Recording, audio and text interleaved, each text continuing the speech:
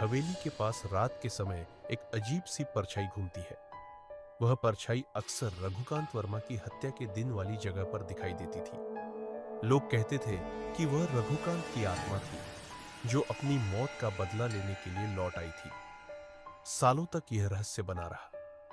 अर्चना ने जेल में रहते हुए कई बार दावा किया कि रघुकांत की आत्मा ने उसे हत्या के लिए मजबूर किया था। वह बार बार कहती थी, वह मुझे छोड़ने नहीं देगा, वह मुझे अपनी मौत के लिए दोषी ठहरा चुका है।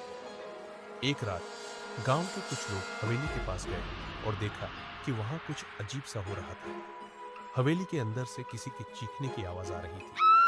वे अंदर घुसे और देखा कि हवेली के एक पुराने कमरे में रघुकांत का खून से सना हुआ चेहरा दिखाई दे रहा था और वह उनके सामने खड़ा था।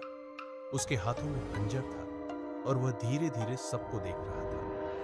गांव वाले डर के मारे बाहर दौड़े, लेकिन किसी ने फिर से उस हवेली में जाने की हिम्मत नहीं की। अब तक लोग कहते हैं कि रघुकांत की आत्मा उसी हवेली में है और हर रात वह किसी को भी अपने पास खींच लाता है ताकि वे उसे उसकी हत्या का रहस्य समझ सके।